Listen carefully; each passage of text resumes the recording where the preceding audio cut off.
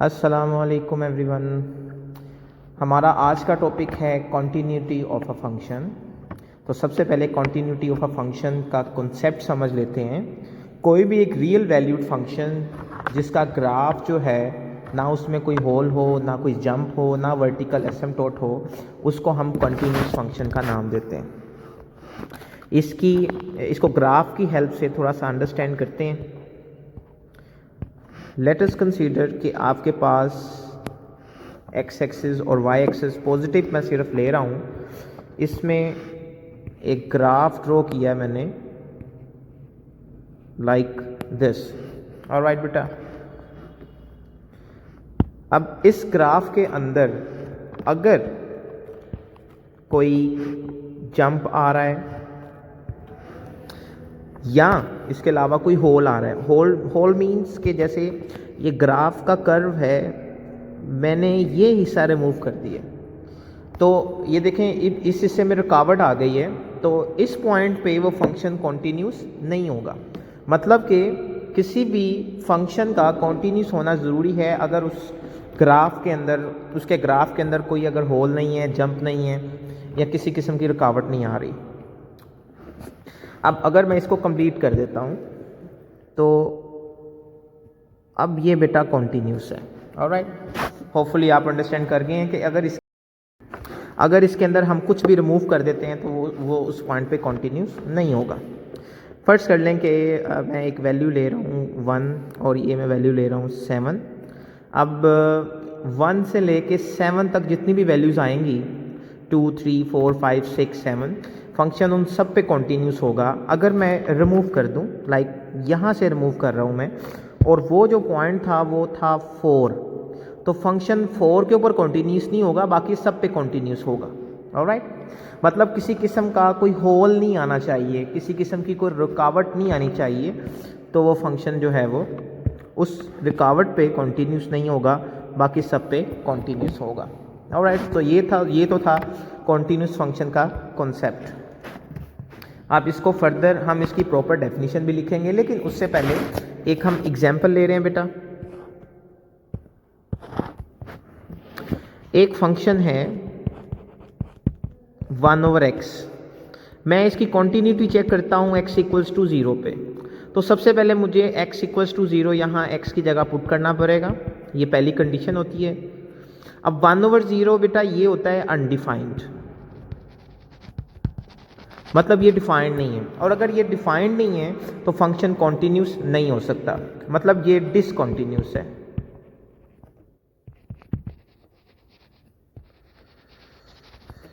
Alright, मतलब ये discontinuous है, मतलब वो फंक्शन 0 के ऊपर कॉन्टीन्यूस नहीं है।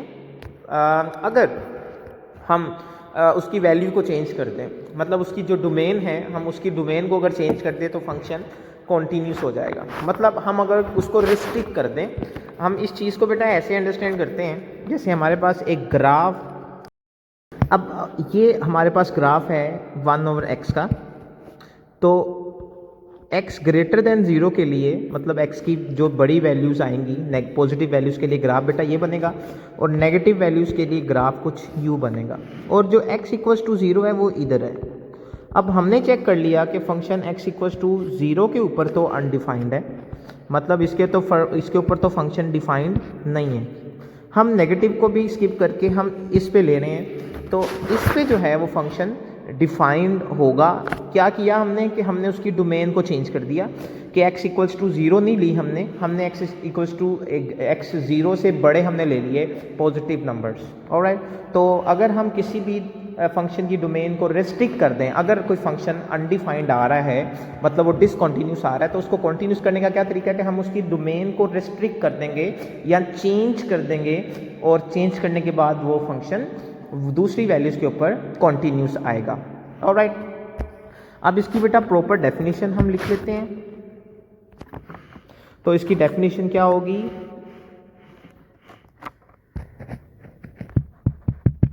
a function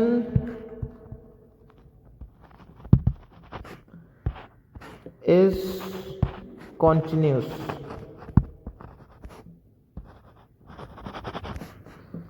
when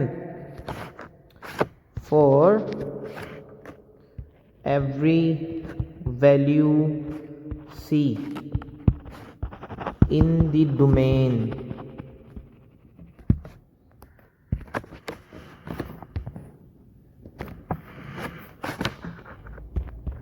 पहली कंडीशन क्या है कि फंक्शन बेटा डिफाइंड होना चाहिए। ऑलराइट, उसके बाद दूसरी कंडीशन कि जो इस पे उस नंबर c के ऊपर जिसके ऊपर हम चेक कर रहे हैं फंक्शन को कि कॉन्टिन्यूस है कि नहीं, उस पे हम लिमिट निकालेंगे और वो लिमिट जो है वो एग्जिस्ट करनी चाहिए। और जो लास्ट पॉइंट है वो है कि limit x approaches to c, जो हमने लिमिट निकाली है उसका आंसर और जो फंक्शन हमने डिफाइंड पहली कंडीशन थी, दोनों का आंसर अगर इक्वल है तो हम कहेंगे कि फंक्शन कॉन्टिन्यूस है। इस डेफिनेशन को और इजी बना लेते हैं। अगर मैं पहली कंडीशन को नाम दे दूं, इसकी हेडिंग बना दूं, मैं ये कह देता हूं कि पहली जो हेडिंग है उसको मैं हेडिंग पहली जो कंडीशन है उसको मैं हेडिंग का नाम दे रहा हूँ फंक्शनल वैल्यू। जो दूसरी कंडीशन है उसको मैं दूसरी जो कंडीशन है उसको मैं हेडिंग का नाम दे रहा हूँ लिमिटिंग वैल्यू। और जो थर्ड कंडीशन ये होगी कि functional value will be equals to limiting value. Alright, so function continuous होगा, उसकी डेफिनेशन को हम कैसे बयान करेंगे कि फंक्शन जो है वो डिफाइंड होना चाहिए, ठीक है, अनडिफाइंड नहीं होना चाहिए उस नंबर पे, मतलब कोई ना कोई इसका आंसर ज़रूर आना चाहिए। उसके बाद जो हम लिमिट निकाल लें वो एग्जिस्ट करनी चाहिए। अब लिमिट एग्जिस्ट का मतलब ये होता है कि लेफ्ट हैंड लिमिट और राइट हैंड लिमिट के आंसर्स अगर इक्वल हैं तो लिमिट एग्जिस्ट कर रही है। हमने पिछली वीडियो में ये देख लिया था। और इसकी जो लास्ट कंडीशन है कि कंडीशन 1 और कंडीशन 2 के आंसर सेम होने चाहिए। मतलब पहली कंडीशन को हमने बेटा हेडिंग बना दी फंक्शनल वैल्यू, दूसरी कंडीशन को हेडिंग बना दी लिमिटिंग वैल्यू, और तीसरी कंडीशन ये कह दिया कि अगर फंक्शनल वैल्यू और लिमिटिंग वैल्यू के आंसर्स इक्वल हैं तो ये सेम होंगे। ऑलराइट बेटा, अब हम लोग बेटा इसको अंडरस्टैंड करते हैं बाय यूजिंग एग्जाम्पल। ऑलराइट,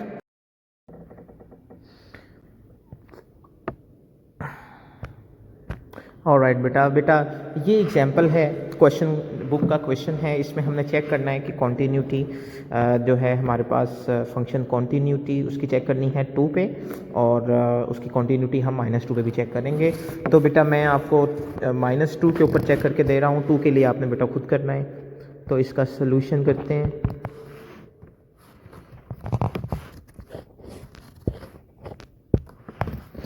सबसे पहले आप हेडिंग बना देंगे। तो सबसे पहली हेडिंग क्या थी?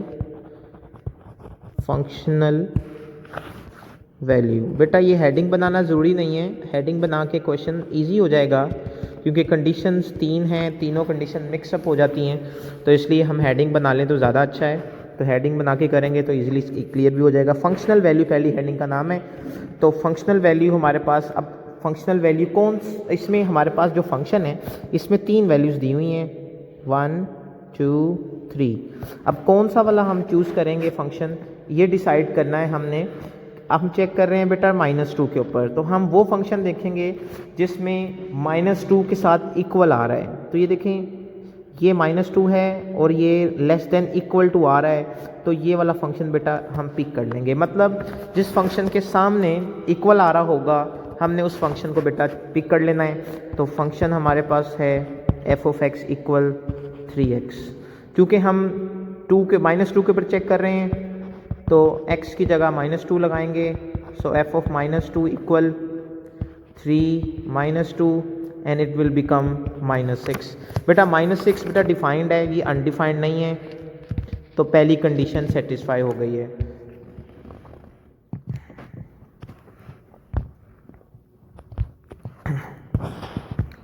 अब बेटा दूसरी कंडीशन की तरफ चलते हैं।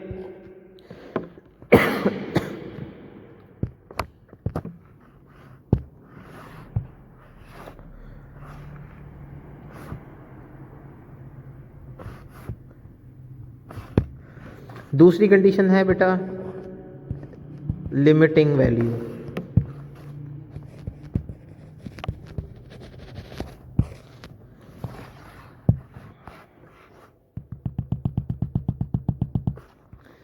बेटा लिमिटिंग वैल्यू में हमारे पास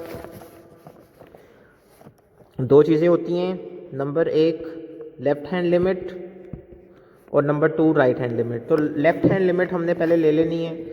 लेफ्ट हैंड लिमिट में हमारे पास लिमिट x अप्रोचेस टू, बेटा -2 पे चेक कर रहे हैं तो -2 आ जाएगा, और लेफ्ट हैंड लिमिट के लिए बेटा ऊपर माइनस का साइन लगाते हैं हम लोग, और यहाँ पे फंक्शन लिखेंगे।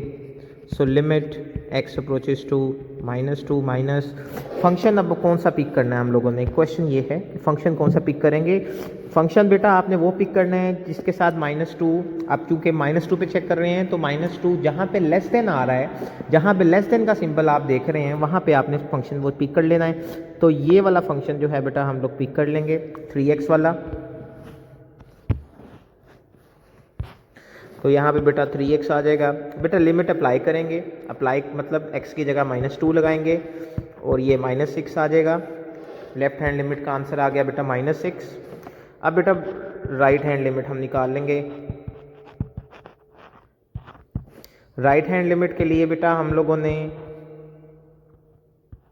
ऊपर प्लस लगाना है और फंक्शन कौन सा पिक करना है जिसके साथ ग्रेटर सिंबल आ रहा है। तो ग्रेटर देन किसके साथ आ रहा है बेटा, देखिएगा ग्रेटर आ रहा है इसके साथ, मतलब ये फंक्शन चूज करेंगे 3 वाला, खाली 3 है तो यहाँ पे हम बेटा 3 लगा देंगे। लिमिट अप्लाई करेंगे क्योंकि यहाँ पे कोई वेरिएबल ही नहीं है तो यहाँ पे कोई वैल्यू नहीं पुट करेंगे, 3 एज इट इज आ जाएगा। अब चूंकि लेफ्ट हैंड लिमिट और राइट हैंड लिमिट के जो आंसर्स हैं वो बेटा सेम नहीं है, -6 और 3, तो हम यहाँ लिखेंगे as left hand limit not equals to right hand limit, so limit x approaches to -2 f of x does not exists। इसका मतलब है लिमिट एग्जिस्ट नहीं कर रही। अगर लिमिट एग्जिस्ट नहीं कर रही तो जो दूसरी कंडीशन है, दूसरी कंडीशन का नाम है लिमिटिंग वैल्यू, तो दूसरी कंडीशन फेल हो गई है। Hence second condition does not satisfy। तो इसका मतलब है सेकंड कंडीशन अगर सेटिस्फाई नहीं है तो हमने बेटा थर्ड पे नहीं जाना, ठीक है। फिर हम थर्ड पे नहीं जाएंगे तो हम लोग क्या लिखेंगे कि फंक्शन कॉन्टिन्यूस नहीं है, तो फंक्शन कॉन्टिन्यूस नहीं है, therefore f of x is discontinuous at x equals to -2। ठीक है बेटा, तो ये क्वेश्चन हो गया जी बेटा। अब हम x इक्वल्स टू 2 के लिए बेटा कॉन्टिन्यूटी चेक कर लेते हैं। तो सेम वही पैटर्न यूज़ करेंगे।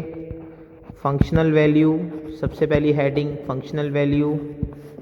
फंक्शनल वैल्यू अब चूंकि 2 के ऊपर चेक कर रहे हैं तो जो आपका फंक्शन होगा वो आपने 2 जिसके सामने इक्वल आ रहा है वो पिक कर लेना है। तो 2 कहाँ है जी, ये 2 है, एक 2 ये है, ये x लेस देन 2 है और ये है x greater than equal to 2, तो ये फंक्शन चूज़ कर लिया हमने। अब चूंकि यहाँ पे तो आप पुट नहीं कर सकते, पुट तो करना फॉर्मेलिटी है, x इक्वल टू 2 पे चेक कर रहे हैं तो f ऑफ 2 भी 3 ही आ जाएगा which is defined, so first condition satisfied. Alright बेटा, अब सेकंड कंडीशन हमने चेक करनी है। सेकंड कंडीशन के लिए हेडिंग आ जाएगी लिमिटिंग वैल्यू। अब लिमिटिंग वैल्यू में 2 पोर्शंस होते हैं, एक राइट हैंड लिमिट है और एक लेफ्ट हैंड लिमिट है। सबसे पहले हम लेफ्ट हैंड लिमिट करेंगे और फिर राइट हैंड लिमिट। तो बेटा limit x approaches to 2 minus limit x approaches to 2 plus. अब यहाँ पे फंक्शन कौन सा चूज़ करना है, क्वेश्चन की तरफ दोबारा चलते हैं। लेफ्ट हैंड के लिए आपने बेटा जहाँ 2 के साथ लेस आ रहा है, तो 2 के साथ जो हमारे पास आ रहा है वो x लेस देन 2, ये हम बेटा ये वाला फंक्शन चूज़ कर लेंगे फॉर लेफ्ट हैंड लिमिट, और ये वाला जो फंक्शन है ये राइट हैंड लिमिट के लिए, जो जिसके साथ लेस होता है उसके लिए हम लेफ्ट हैंड के लिए चूज़ करेंगे और जिसके साथ ग्रेटर है उसको राइट हैंड के लिए। तो पहले लेफ्ट हैंड के लिए x² -1 आ जाएगा। तो लेफ्ट हैंड लिमिट के लिए हमारे पास जो फंक्शन आएगा वो x² -1 आ जाएगा बेटा लिमिट अप्लाई करेंगे, x की जगह बेटा 2 आ जाएगा, which will become 4 minus 1, it will be 3. Now look at the right hand limit. Right hand limit के लिए हमारे पास जो फंक्शन है वो 3 आएगा, लिमिट अप्लाई करेंगे तो 3 ही आ जाएगा। अब चूंकि आप देख सकते हैं कि लेफ्ट हैंड लिमिट और राइट हैंड लिमिट के आंसर सेम हैं, सो लिमिट 2 के ऊपर एग्जिस्ट करेगी। एग्जिस्ट का मतलब ये हुआ कि सेकंड कंडीशन सेटिस्फाई करेगी। ठीक है बेटा, अब हम चलेंगे थर्ड कंडीशन की तरफ। थर्ड कंडीशन क्या है कि फंक्शनल वैल्यू का आंसर इक्वल होना चाहिए लिमिटिंग वैल्यू के आंसर के। अब फंक्शनल वैल्यू का आंसर क्या है? फंक्शनल वैल्यू का जो आंसर था बेटा वो था 3,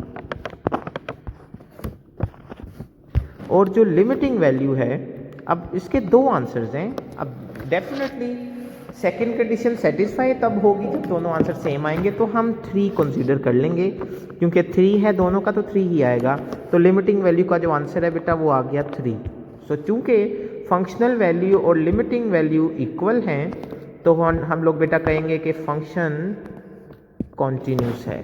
तो हम लिखेंगे as all 3 conditions satisfied, so f of x is continuous at x equals to 2। तो -2 पे कॉन्टीन्यूस नहीं था और 2 के ऊपर ये कॉन्टीन्यूस है। ऑलराइट बेटा, तो ये कॉन्टीन्यूटी का टॉपिक है। अगर किसी को कोई भी क्वेश्चन हो बेटा कमेंट सेक्शन में ज़रूर पूछिएगा। होपफुली आपको अंडरस्टैंड कर लिया आपने।